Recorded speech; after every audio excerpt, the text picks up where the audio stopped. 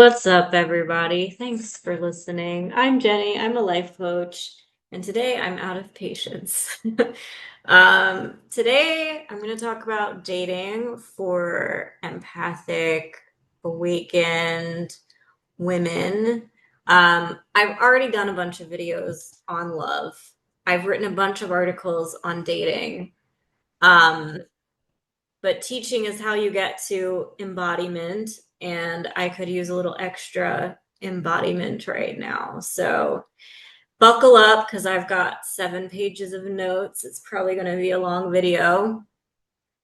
Um, this is not an invitation to proposition me. This is not a desperate plea for attention. I don't want messages from people who are trying to date me, please. That already happens as it is. I don't want it happening extra just because I'm talking about dating. Um, so I'm going to be honest, I'm extremely jaded about this topic. I've been chronically disappointed, and I'm going to probably seem like a cold-hearted bitch for this entire episode. I'm going to ask the men to stop listening because I don't want to hurt your feelings. And empath men aren't the problem, okay? Most healthy men know when women complain about men, we're not including them. Most healthy men agree that most men suck. But empaths in particular are always looking for ways to hurt their own feelings anyway. So if you stay, please do not blame me if you get your feelings hurt. I don't like thinking this way. I don't want to think this way. I didn't start out thinking this way. Okay, my cynical opinions about dating. This is a place I have arrived to after years of struggle and resistance.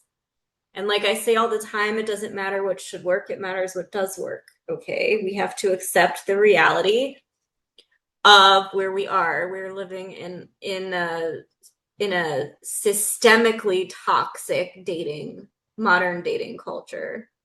Um, so be forewarned, I'm 38, I'm single. I cannot for the life of me find a healthy relationship. But I can tell you that I'm not in an unhealthy relationship. I'm not trapped in an unhealthy relationship. I've gotten pretty good at leaving the wrong relationships quickly. I have healed too much and now I don't like anyone. So none of this advice is going to help you find a healthy partner.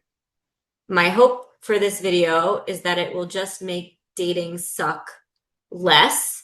It will make you feel more like you're in power. Your self-esteem will be less vulnerable to people who do not deserve to affect your self-esteem. I can't tell you how to find someone healthy. I can only tell you how to make the dating experience more fun and less painful. So if you want to date, you have to be ruthless. We are higher consciousness people, but dating is not a higher consciousness activity. It's a game. It just is. We don't want it to be a game. It shouldn't be a game, but it's a game. And most of the dating pool is still single because they're still operating from their ego.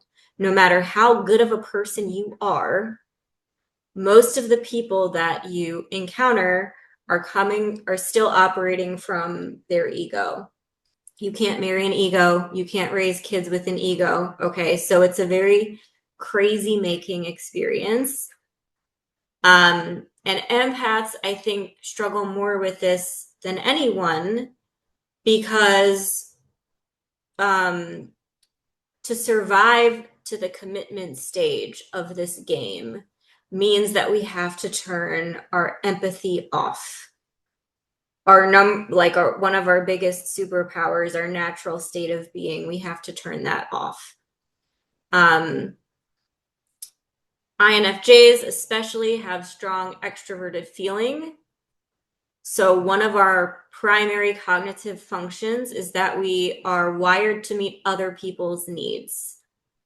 People with stronger extroverted feeling, if they're unhealthy, are actually very manipulative. They manipulate feelings. And people with strong introverted feeling are more selfish and more wired to meet their own needs. They do have a strong internal compass, introverted feelers. So if part of their internal compass is keeping their partner happy, then you can do pretty well with an introverted feeler. But if that's not part of their moral compass, then you're going to have a bad time. Thinkers are also tricky. Unhealthy thinkers lack empathy. They use logic as a weapon. They use logic as a weapon to invalidate their feelings unless they really, really genuinely want to be with you. If you're just an option that they're weighing, you'll know because they'll use their logic as a weapon against you. Women are trained, we're wired, we're raised to do all the bending and accommodating from a young age. But this does not produce the relationships that we're looking for. Women have to see themselves as the prize. He's the one who's supposed to be competing for you. He's supposed to be doing the accommodating for you. If anyone is supposed to be bending more than the other, the man is supposed to be doing all the bending. And especially because as women, we have more to lose by being in a relationship. Okay. Growing a child is more to lose, but even if you're not having kids, single, unmarried, childless women are the happiest demographic. They're the happiest demographic. Married men are happier than single men, and single, childless women are happier than everyone. Okay, so you have the most to lose by entering a relationship. You're going to be less happy in a relationship unless you pick an extremely good partner. So if you can't find people who care about your feelings, you have to allow your feelings to affect them. Okay, we have a habit of trying to bottle our feelings, minimize our feelings, protect them from our feelings. You need to allow your feelings to be inconvenient for them.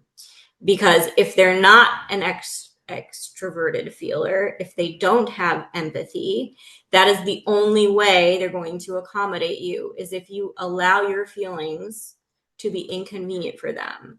That means you have to be bratty. Okay. Being bratty might not get you a partner, but it at least makes dating suck less. Okay. So why do we even want to bother dating? If all of this is true?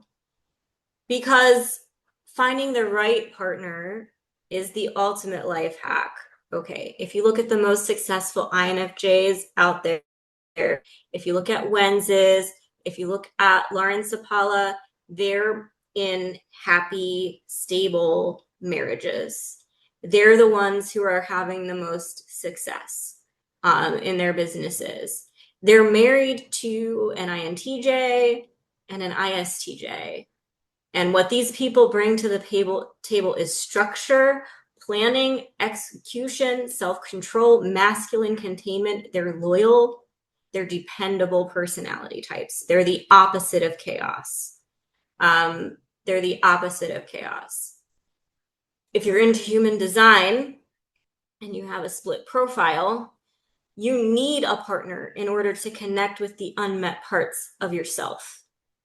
You need a partner to connect with the unmet parts of yourself. I am still in grad school to be a couples therapist, but I don't even want to be a couples therapist anymore because there's always one person who has done all the work. They've read all the books. They're really, really trying, okay, to be what the other person needs. And there's one person who's dismissive, who's avoidant, who's completely checked out. And couples therapy, the thing about couples therapy, regular therapy is about doing what's best for you. Couples therapy is about doing what's best for the relationship. But the problem is there's always one person who is willing to do anything for the relationship. And there is another person who is being selfish and avoidant. And so I don't think couples therapy is the solution for couples problems. I think the solution for couples problems is for the avoidant person to start doing the work, and for the person who is doing all the work to stop treating themselves like a project and just start accepting themselves for who they are. I have a hobby of asking people how they met. I like to collect stories of how people met, and I've noticed some patterns. So for the women, they were in a situation where there was competition for her attention, and she was forced to be vulnerable. So there were men competing for her attention, and she was in a vulnerable position where someone had to play the hero. This is a pattern that I've seen. For men, if you ask men the same question, they just say something like they liked her butt. Okay. And as they got to know her as a person, that's how they fell in love. But they were initially just like noticed something physical about her. So if you want to put yourself in positions where there's competition and where you have to be vulnerable, you have to go where the men are, the masculine men, the rugged men, the type of men that you're looking for. If they're not at work or school, then you have to put yourself in those environments. Okay, this is hard if you're an introvert. You have to put yourself in those environments. So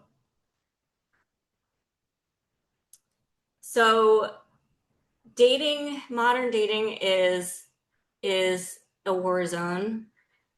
No matter what you do, okay, even if you follow every single thing I say, it's still going to be, nothing changes the fact that it's a war zone.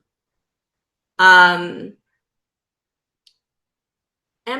hate the dating phase. We love the relationship phase. We hate the dating phase because we hate ambiguity. We're all fucking traumatized. Traumatized people need information to feel safe. And in early dating, you don't know if you're in a commitment. It's too early to know. That ambiguity adds to the anxiety that's already there. There's a lot of dopamine problems in modern dating. Smartphones have given everyone dopamine problems.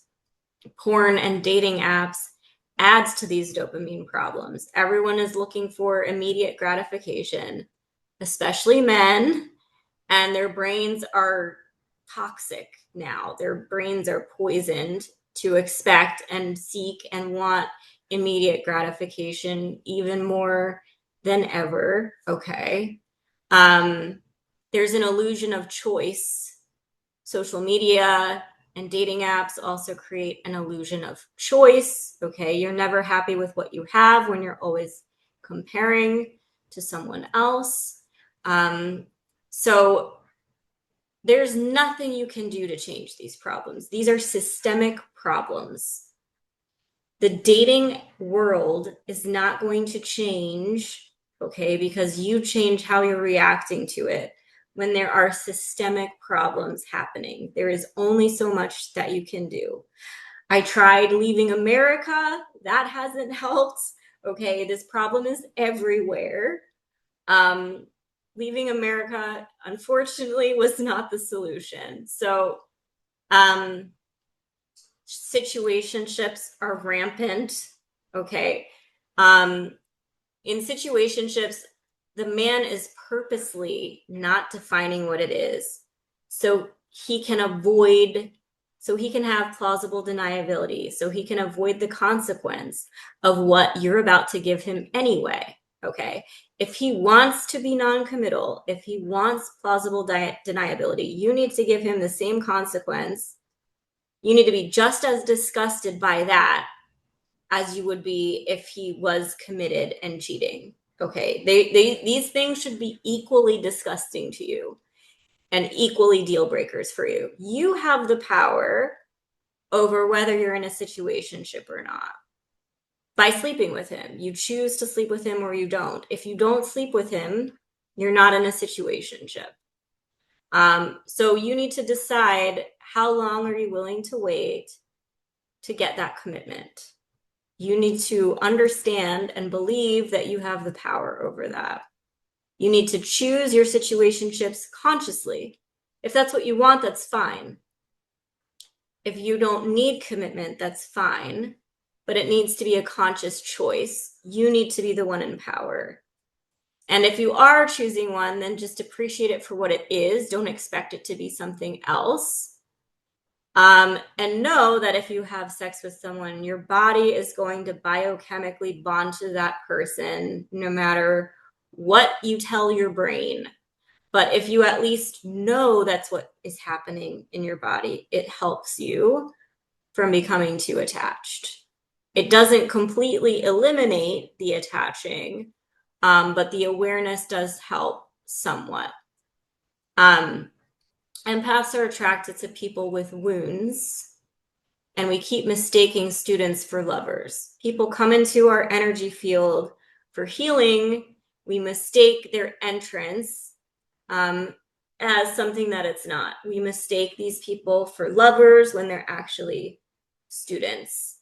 So again, awareness with this helps. If someone new is in your energy field who you feel this pull towards, stop and think, they're probably a student. They're probably not here to love me the way I need.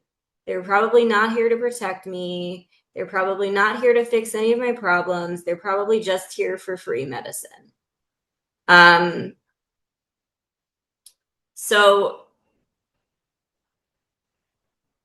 this is all, this hurts men just as much as it hurts women, because healthy men find value in making women feel safe. Healthy men find purpose in making women feel safe. It's not just a selfish thing just to benefit women. This stuff is supposed to benefit men also. We need men to protect us from other men. That's what we need protection from, is other men. We need healthy men to protect us from other men. I'm really fucking tired of men acting like women are jealous of other women, because jealousy is when you're threatened by another woman. You're worried that he will see her worth more than yours. But it's about disrespect. It's about how he lets other women engage with him. And you're not mad because you think she's worth more than you. You're mad because he's not recognizing your worth. He's blind to your worth, and he's demoting his own importance. That's what men don't understand. When they let other women try to make you jealous, and when he lets this happen, he's demoting himself. Okay. He's demoting himself. And we're trying to warn them, and they're accusing us of being jealous. When men let other women flirt with them, they are allowing that woman to attempt to threaten their partner's sense of safety in order to feed his and her ego. That's the betrayal. The betrayal is that they're feeding their own ego, and they're feeding the other woman's ego, and they are prioritizing this over your sense of safety. All of this situationships and porn and dating apps and lack of commitment and ambiguity, it causes a lot of stress. And stress makes us unattractive. Okay, it literally increases our cortisol. It literally makes us gain weight. So if we're letting men stress us out, we're letting them make us unattractive. We're letting them make us less valuable in the eyes of their competition. So being alone is not a bad alternative. Okay. Being alone is better than being stressed. Your skin gets worse, your hair gets worse, your weight gets worse, okay, if you're letting a man stress you out. You are not an object, but you are like a car in that you have to be yourself enough that you're advertising your features, because advertising your features is how you attract the guy who really genuinely wants you. And this is hard for us to do because we're used to chameleoning, we're used to people pleasing, we're used to blending in. But in this case, you have to be blatantly yourself, because he needs to know what he's buying. Okay, I don't like using that terminology because it feels like I'm objectifying us. But he needs to know what he's buying, right? If a guy goes to buy a car, he wants to know what all the features are. So you need to be showing all of your features off. If you want to attract the guy who says, this is the exact car that I have been looking for. So men don't communicate through their words, they communicate through their actions. You can't believe anything they say. You have to trust how they act. You have to trust how they make you feel. You should not feel confused. A good man who is healthy and ready for commitment will not make you feel confused. And the universe works in polarities. So the more emotional labor you're doing, the less emotional labor he's doing. The more you're over-explaining yourself, telling him what he did wrong, the less emotional labor he's doing. So you have to stop talking. He knows what he did. He doesn't care. The more you talk, the less he cares. He knows what he did. He just doesn't care. Men don't care about what they did until you withdraw your energy, because now he's threatened that you're going to go and you're going to look for competition for him. If you're busy fighting with him, he knows that you're too busy to go replace him.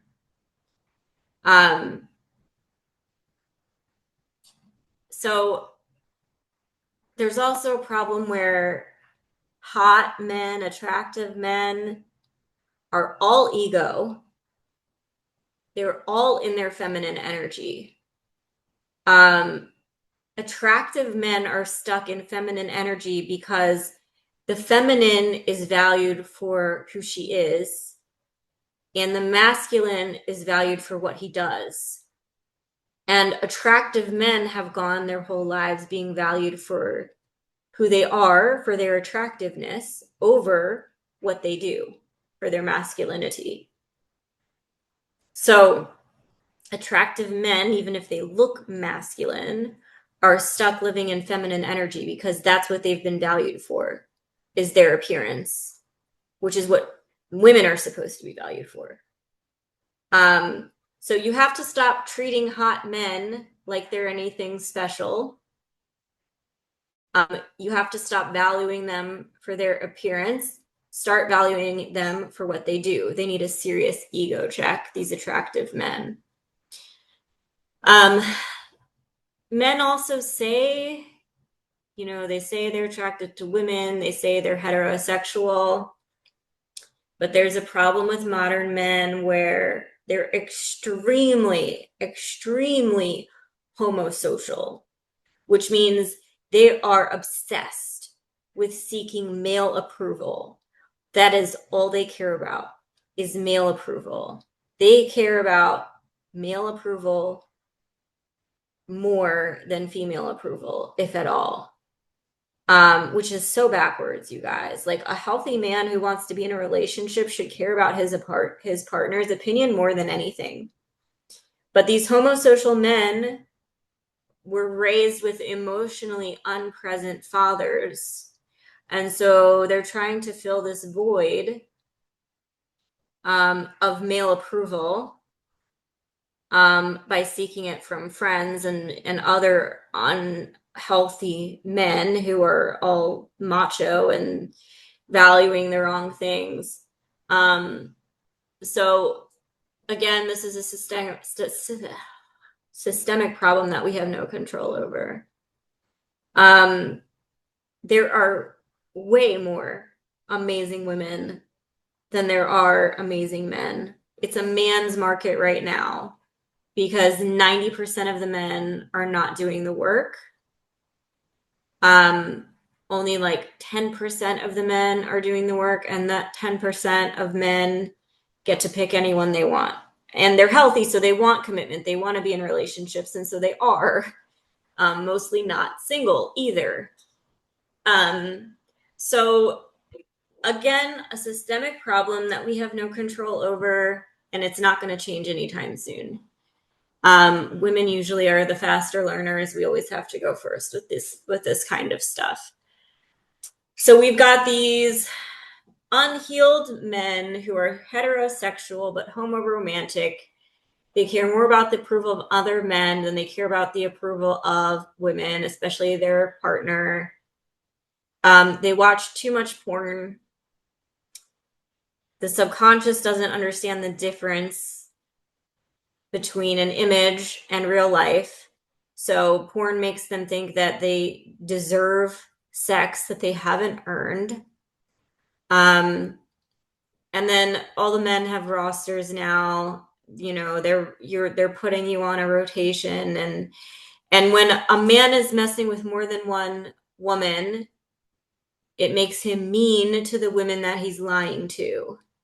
And instead of facing the truth, he takes it out on her. He starts fault finding. He starts creating distance so that he can blame her for being the problem in order to cancel out his cognitive dissonance. Her presence reminds him of his own betrayal, his own secrets, and every question feels like an accusation, and every kindness creates guilt. Systemic problems that are not going to change anytime soon. So women can only do so much work. We're mostly doing the work. Okay, when people break up, the women stop. They look at their mistakes. They ask themselves what they did wrong. They blame themselves. When men break up, they think, well, she just wasn't the right woman. I just need to find the right woman, and then none of these problems will happen.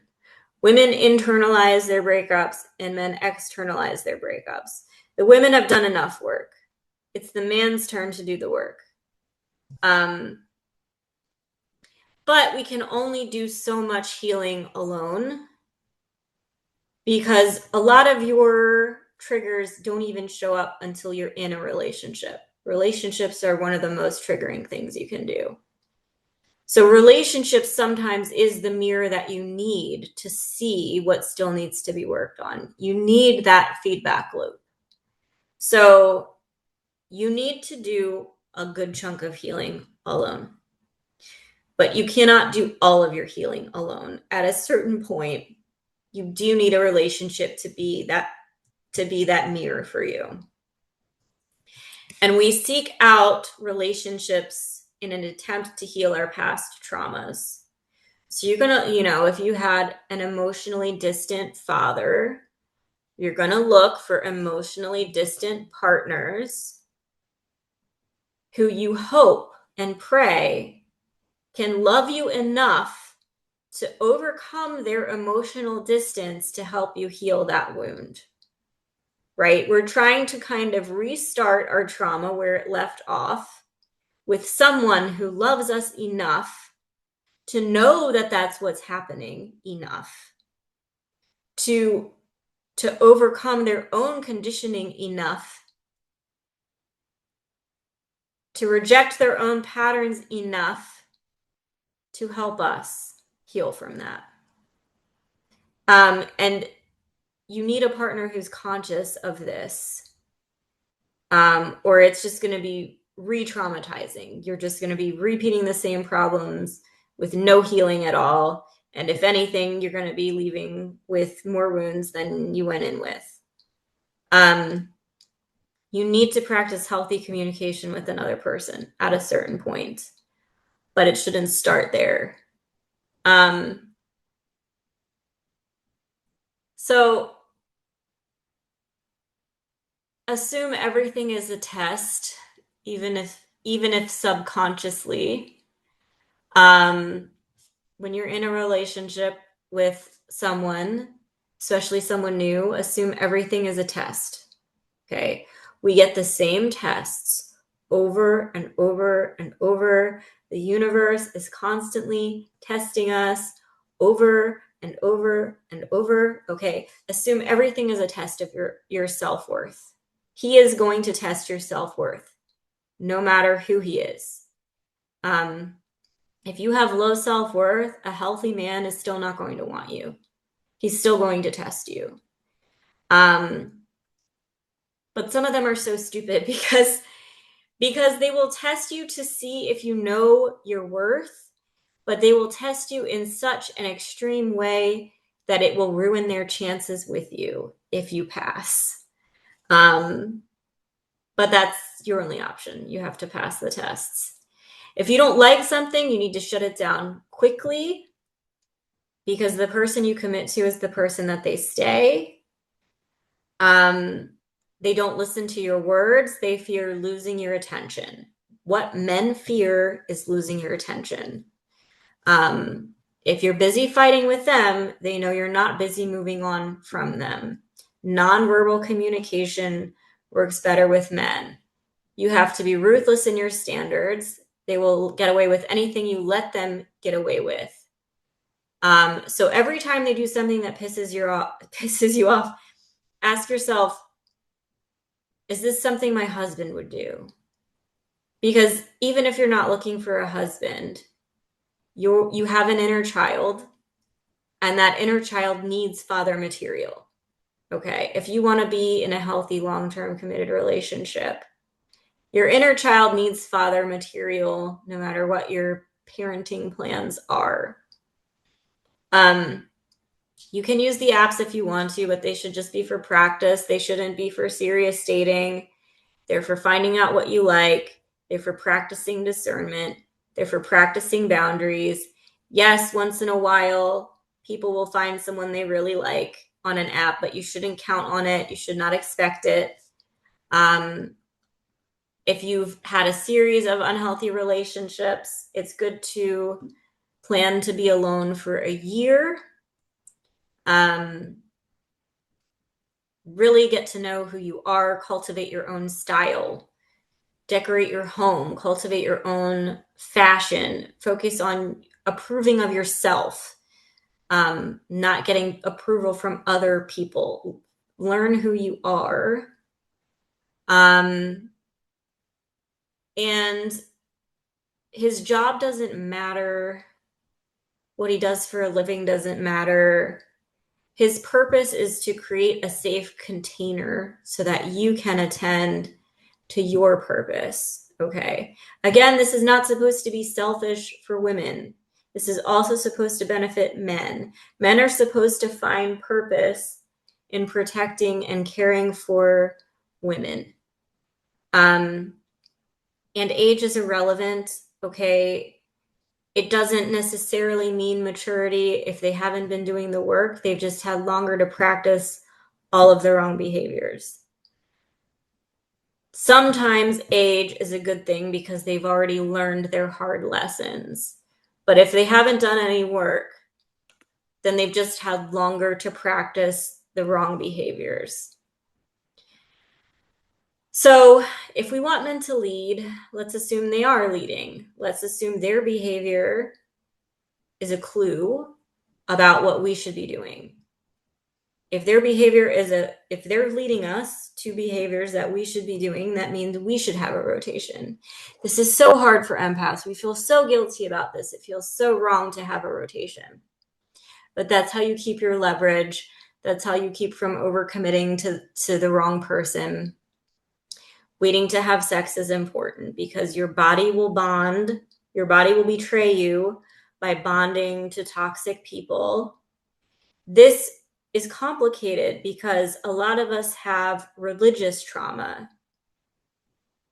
And it feels like we're leaning into that religious trauma if we accept that we're not supposed to have sex. But it's a different energy, okay, than this Puritanism we were raised with, because it's not about waiting to have sex out of purity. It's about waiting to have sex so that your biochemicals reactions do not betray you. It's not about waiting to have sex till marriage, okay? It's waiting to have sex until you already know them as a person. You've already bonded in other ways. Men are hunters, and they will chase you until they get that, and then they will stop chasing you. So they have to bond with you before the chase ends. And so to get them to bond with you before the chase ends, you have to extend the chase. I personally don't believe in polyamory because I believe that relationships are about jumping in to the abyss.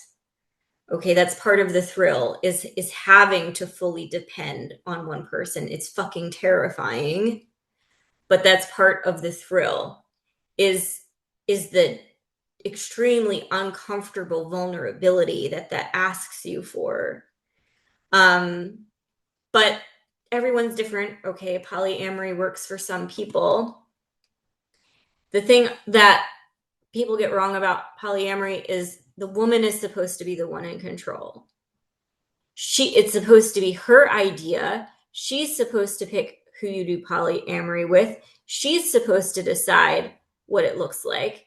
And it should only happen when she is so happy, so secure, and so fulfilled in her relationship by how the man treats her that it's impossible for her to feel jealous or insecure.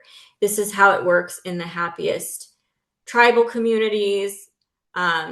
Is the woman is in charge of bringing polyamory into the relationship. It's not supposed to be the man's idea, okay? Because when it's the man's idea, it's always an ego trip. It's not the woman feels so safe and secure that she wants to share this experience. It's just that the man's on an ego trip. Boredom and disgust in dating are your friends. If they devalue you, it's time to stop seeing that as a sign to prove your worth. And it's time to start seeing that as boring and disgusting. They devalue you, you detach. Okay. We always go into fawn mode. We always go into people-pleasing mode when people get distant. So try to consciously put your fawn mode down and pick up your flight mode. If they're detaching from you, you're going to go find someone else to give you your dopamine hits. They devalue, you detach. Use flight mode like a weapon. If a man isn't prioritizing you, he is telling you through his actions that you need to increase your value. The irony is that once you do that, you're also going to be out of his reach. Pay attention to your body. Your body knows if he's lying before the rest of you knows. I can always tell when something's up because my hair gets thinner, my skin gets drier, I feel more bloated. Okay, my body tells me when something is off before the rest of me knows. And if you look backwards at every single time you thought something was off, I don't know about you, but every single time I thought something was off, I was right. So now every single time it makes me question my intuition. I remember that my intuition has never been wrong, ever. It's never been wrong. Even if you don't have an official commitment, if they're entertaining other people, they are poisoning the energy of the potential for that relationship. And that's what people don't understand is you have no control, zero control over whether the energy is getting poisoned or not. Like, it's not a choice. You can't say, I'm deciding that we're not in a commitment, so I have to forgive you for sleeping with someone else. Okay, this is universal energy doesn't care about your logic. The relationship is like a plant, and if it's not getting watered, it will die. You can't decide for the plant how much water it needs. You're going to need leverage. You're going to need to be getting attention from people who can't betray you. Have friendships. Have close friendships. You can even hire people. You know, I've had amazing male therapists, amazing male massage therapists. Okay, you need to be getting attention from other people besides who you're dating. That's how you keep some of your leverage. Speak in desires and not problems, not demands. That's a really good test for if he has potential or not. So, like, if you say there's an elephant in the room, and then he tries to say, I don't see the elephant, so there's not a problem. Or I do see the elephant, but it's still not a problem. Okay. If he rationalizes the problem, he's not the person for you. You need someone who says, I don't see the elephant, but I believe that the elephant is a problem and I'm going to fix it. Not someone who says,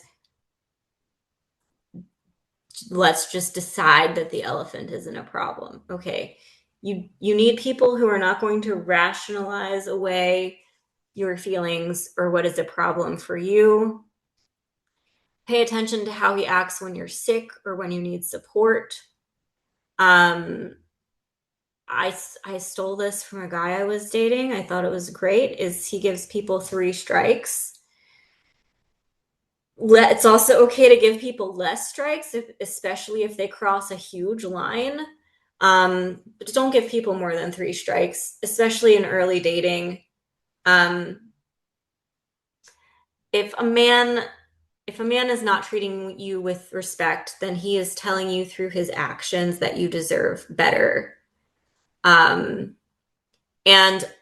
men also love to ask lots of questions in early dating so that they know what mask to present you with. They know how to breadcrumb you. They know how to future fake you. So notice when they're asking questions. Pay attention to how those answers could give them leverage over you, especially if it's someone that you don't trust yet. And try to get them to answer questions instead. Try to make them answer their own questions first. Like if they say, oh, are you into monogamy? Before you answer, try to get them to answer you first, okay? Because a lot of guys are just using these answers to manipulate us. Attachment styles are a really big factor in relationships. The anxious avoidant trap is very common in relationships. The anxious person thinks, I used to feel good and now I don't feel good. How do I get their attention back? How do I get them to start making me feel good again? The avoidant person thinks, I used to feel good and now I don't feel good, so I don't want this anymore. The closer you get, the further away they go, because closeness makes them feel threatened. So to restore balance, the anxious person needs to think more like the avoidant person. If you've ever been on the receiving end of an anxious person, it's really needy energy. It's really desperate energy. It has zero sex appeal. They're doing way too much emotional monitoring. But what anxious people don't realize, okay, they see that the avoidant is rejecting closeness and intimacy. But when you chase an avoidant person, you have found your own way to avoid intimacy also. So the anxious person is actually paradoxically somewhat avoidant as well. Most of the dating pool is dismissive avoidance because these are the people who can't connect enough to have a relationship. So when you are dating, you need to assume that everyone is guilty until proven innocent. Everyone is dismissive avoidant until proven otherwise. And if they're dismissive avoidant, they're probably going to be impossible to form a long-term bond with. So when you're dating, you need to assume that everyone is probably impossible to form a long-term bond with until they prove otherwise. And it's going to take time for them to prove otherwise. So assume they're dismissive avoidant right off the bat. If they're dismissive avoidant, the relationship is probably going to last for around 3 months. This will be less painful if you expect it. If you can learn to enjoy it, assume that it's going to be short term, savor it for what it is, you're going to have a better time. You need to cultivate your own sex appeal, right? Because that's what you're chasing in the avoidant.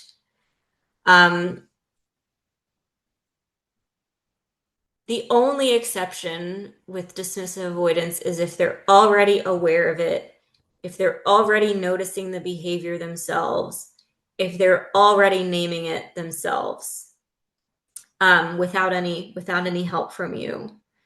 They have to be more scared of losing you than they are of keeping you, right? Fear is their standard for connection. So they have to be more scared of losing you than they are of keeping you, which means you need to have really strong boundaries and you need to be really willing to walk away, not as a manipulation tool, but just as the final straw. They give you intermittent reinforcement.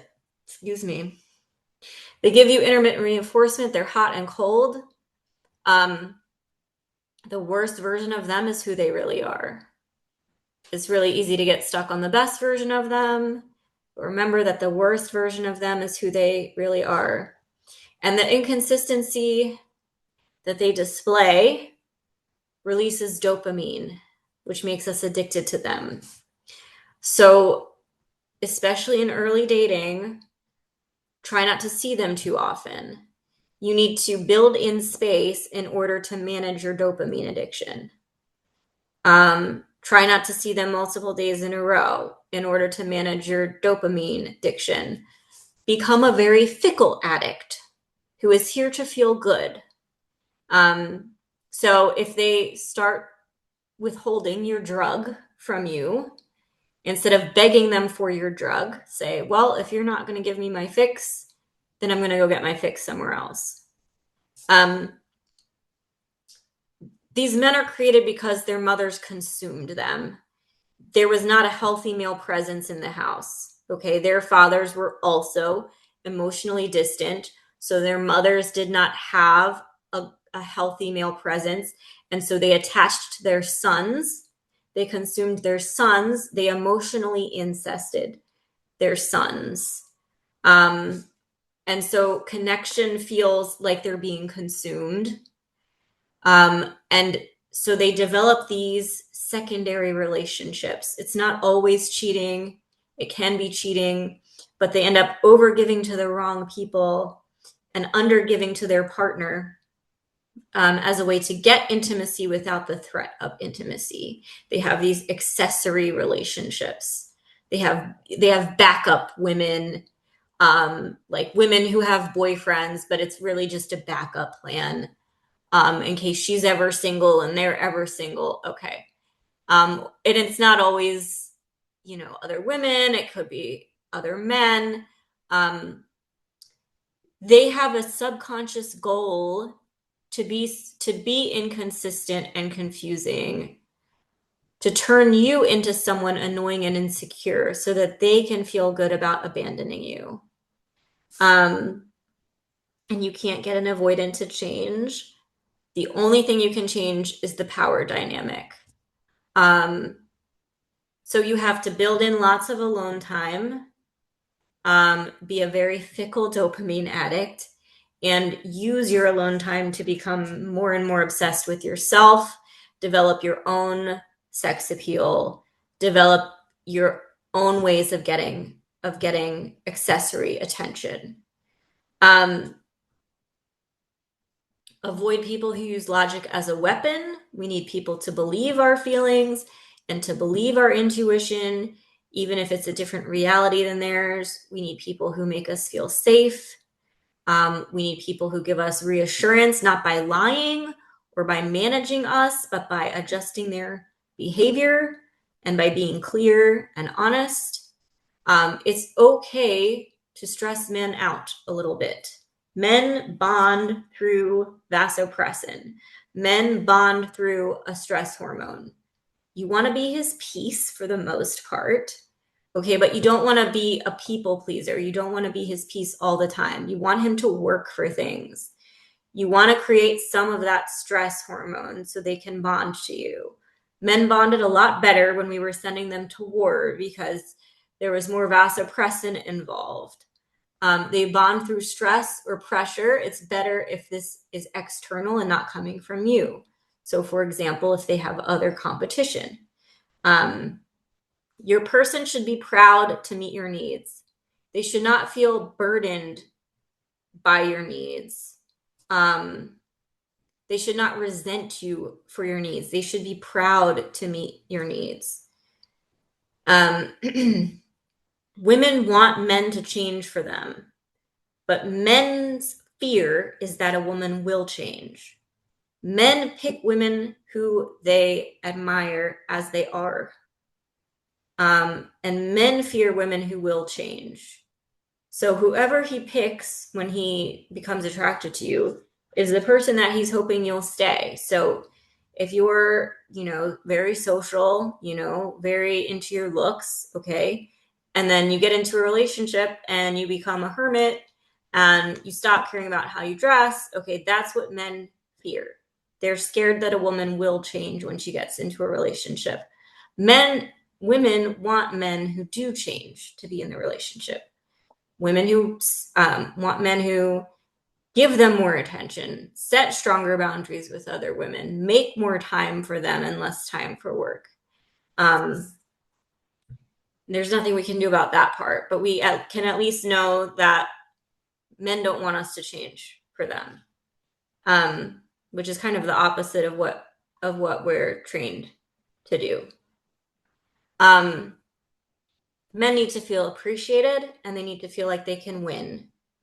So if you're complaining all the time, even if it's valid complaints, then he's going to feel like he can't win. Eventually, he's just going to give up. They need to feel appreciated. They need to feel like they can win.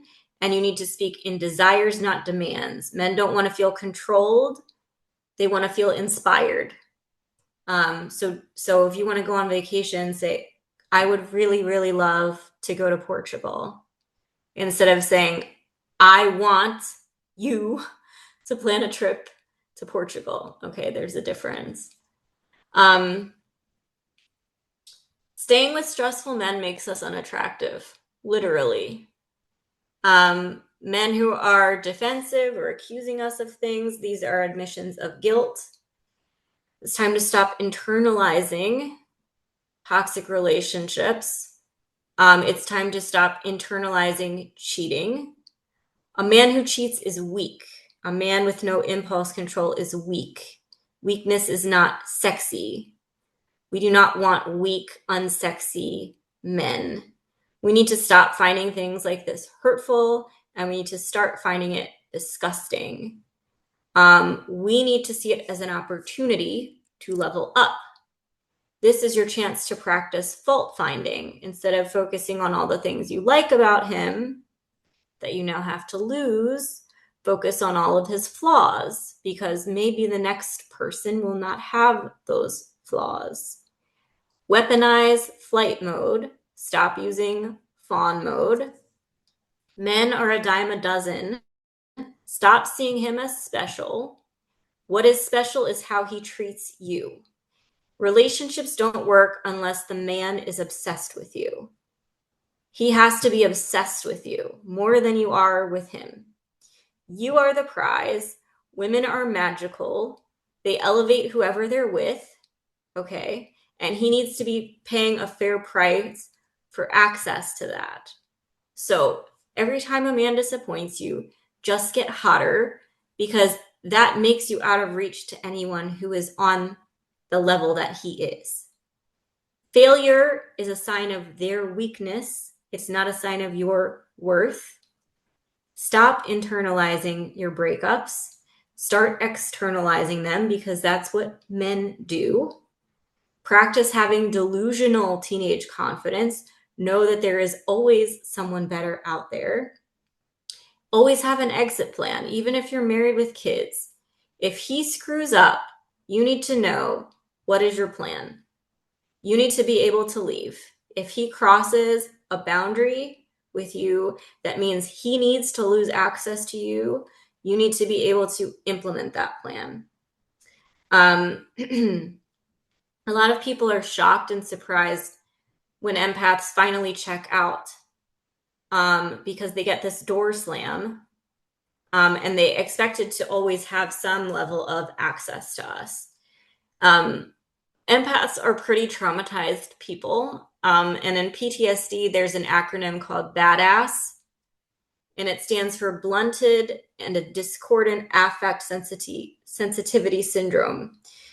And when in times of extreme stress, you become hyper logical. Basically, your heart turns off. Okay, and I think this is a syndrome that is behind the famous INFJ door slam. Is we finally get pushed to a point where our heart shuts off. There's no access to it anymore. We're so logical that no one can appeal to our feeling any longer. So every time a man disappoints you, he's telling you that he's below your level.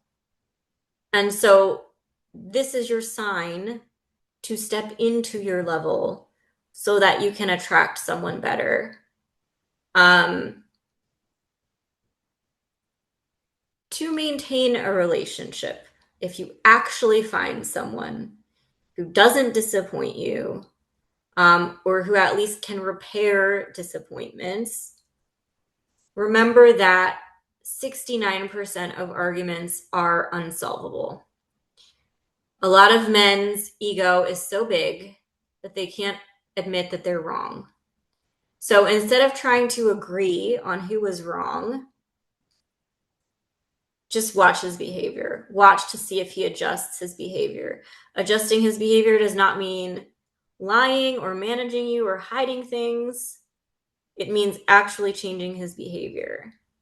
You need 5 positive interactions for every negative interaction. So if you have a fight and it's still not resolved, or there's something new that you need to bring up, try to space them out so that you can have 5 positive interactions for every negative interaction. Another pattern that I notice with a lot of healthy relationships is the woman does have to enter his world more than he enters her world. I don't think this is fair necessarily, but it's a pattern that I notice. I don't really know how I feel about women taking the man's last name either. But I do notice with a lot of seemingly happy couples, the man has his life and the woman enters this life that he's already built more than the other way around, but there still has to be some room for compromise with that. He needs to be appreciated. Make him look good in public. If you have something to talk to him about, try to save it for in private. Speak in desires and not demands. Try to make things fun. You're curating an experience for him and yourself. You are the curator of your life experience together. Trust him to solve problems like he's a grown man. If he's not a grown man, trust that this will reveal itself through your trusting him to solve his own problems. Infidelity should be consented to. The woman should decide if that's something she's okay with. And if she's not okay with it and it happens, okay, someone who's upfront and honest about their mistake is a different person, okay, than someone who just lets you find out on your own. So you need to decide what your boundaries are with that. Always have an escape plan, because anyone can blow up their relationship. Don't let men drain your life force. If you look and feel uglier, pay attention to that. If a man starts treating you like shit, it usually means he feels guilty about something. It's not a reflection of who you are. It's a confession of what he's doing. He's angry at you for reacting to a betrayal that he's already committed. He is punishing you for the guilt that he is refusing to feel. Fights are supposed to bring you closer. If you get further away from each other after your fights, that's a sign that the relationship is doomed. Bitterness and contempt and resentment are a sign that the relationship is doomed. Men don't like good women, they like happy women. They don't like good women, they like happy women. So it is your job to be happy in spite of whatever is happening in the relationship, because he will stop liking you even if he's the one who's making you unhappy. No, this isn't fair. This is just how it works. Don't be too hard on yourself. Even if you get all of this perfectly, we are still living in a systemically toxic, patriarchal society. Men are supposed to be leading. Men are supposed to be making us feel emotionally safe, and they're not. Women are multipliers. We multiply whatever energy we're given. Men are poisoning the connection with inconsistency and then blaming us for noticing. They have sociopathic dating strategies. They are all ego, and the universe works in polarities. So if we want them to be less sociopathic, we have to be more sociopathic. And no matter how much you try to protect your energy, how you ultimately feel is a side effect of how well he leads. Women are a precious resource. Men will lie, cheat, and steal to get access to a precious resource. So the longer you can wait to have sex, okay, the longer you have to see who they really are behind the mask. It's a man's market, again, because 90% of the men aren't doing the work. The 10% who are usually in happy relationships. So none of this matters unless women as a collective can work together, or otherwise men are just going to keep discarding women with high standards for easier prey. When you leave an idiot, you are restoring balance to the universe.